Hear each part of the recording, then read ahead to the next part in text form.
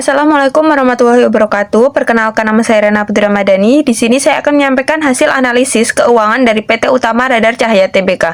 Berikut adalah poin-poin yang akan saya sampaikan dalam presentasi kali ini. Yang pertama ada pendahuluan. PT Utama Radar Cahya Tbk merupakan perusahaan yang bergerak dalam bidang jasa transportasi angkutan darat dan berfokus pada muatan material.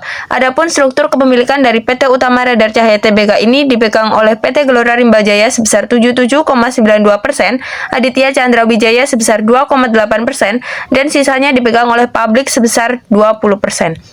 Adapun kajian kinerja dan fundamental dalam konteks laba operasional, yang pertama ada NOEC yang menyatakan di mana aset lancar operasional mampu menutupi seluruh kewajiban operasional jangka pendek. Selanjutnya ada TOC. Pada tahun 2022, TOC perusahaan menunjukkan investasi besar dalam aset jangka panjang, sedangkan di tahun 2023 TOC meningkat namun NOEC turun menjadi negatif. Yang ketiga ada NOPAT. Kenaikan EBIT menunjukkan kinerja operasional yang lebih baik dari tahun sebelumnya. Selanjutnya ada kinerja manajemen dalam konteks add value. Ada MVA, nilai pasar saham lebih rendah daripada nilai buku ekuitas. Hal ini mengindikasikan bahwa pasar tidak memberikan nilai tambah atas modal yang diinvestasikan memegang saham.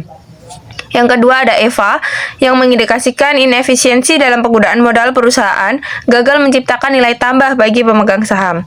Selanjutnya ada karakteristik fundamental perusahaan, ada profitabilitas, di mana BEP menunjukkan bahwa perusahaan mengalami peningkatan efisiensi dalam penggunaan aktiva untuk menghasilkan laba operasi, sedangkan ROI menunjukkan penurunan efisiensi penggunaan aset untuk menghasilkan laba.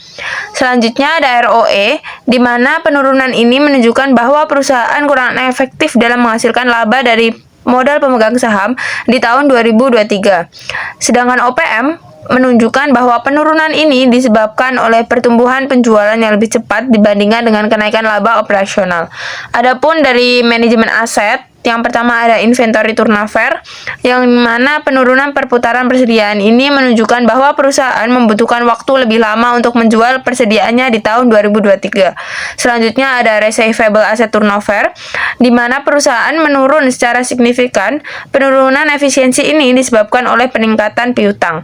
Yang terakhir ada fixed asset turnover, yang menunjukkan penurunan efisiensi penggunaan aset tetap untuk menghasilkan penjualan. Adapun likuiditas dari current ratio, perusahaan mengalami penurunan, menunjukkan kemampuan yang semakin lemah dalam memenuhi kewajiban jangka pendek dengan aset lancar. Yang kedua ada quick ratio, di mana perusahaan mengalami peningkatan signifikan, menunjukkan perbaikan kemampuan dalam memenuhi kewajiban jangka pendek tanpa bergantung pada penjualan persediaan. Yang ketiga ada cash ratio. Perusahaan mengalami penurunan tajam, mengindikasikan kemampuan yang sangat lemah dalam membayar utang jangka pendek hanya dengan kas yang tersedia. Adapun nilai pasar, price to earnings menunjukkan kenaikan yang disebabkan saham tetap, sementara laba per saham turun 21%. Sedangkan price to book menunjukkan bahwa penurunan valuasi relatif terhadap nilai buku. Yang terakhir ada market to book, di mana investor menilai perusahaan memiliki instinctable asset, namun penurunan rasio menunjukkan berkurangnya premium pasar relatif terhadap nilai dasar. Dalam struktur modal dijelaskan debt to capital, kenaikan ini dapat disebabkan oleh perluasan bisnis, pembiayaan proyek baru, atau perubahan strategi keuangan.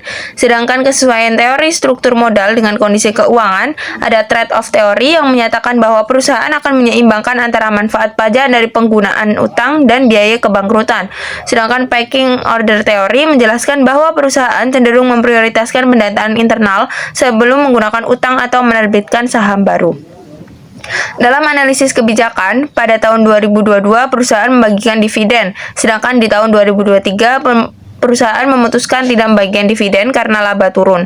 Perubahan kebijakan drastis ini menunjukkan penyesuaian strategi dari pemenuhan harapan investor menjadi fokus pada stabilitas keuangan internal.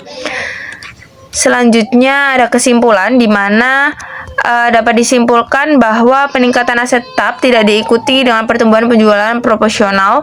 Yang kedua ada current ratio dan cash ratio terjadi penurunan meski NOEC naik, mengindikasikan tekanan likuiditas. Yang ketiga ada MVA negatif yang mencerminkan skeptisisme pasar terhadap nilai perusahaan. Sehingga dapat disarankan bahwa perusahaan perlu meningkatkan efisiensi operasional, mengelola utang, dan membangun konsistensi kebijakan untuk memulihkan kepercayaan investor.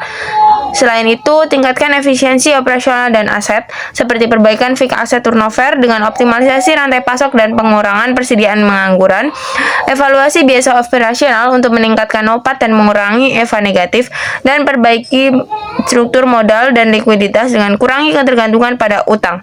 Sekian dari saya. Wassalamualaikum warahmatullahi wabarakatuh.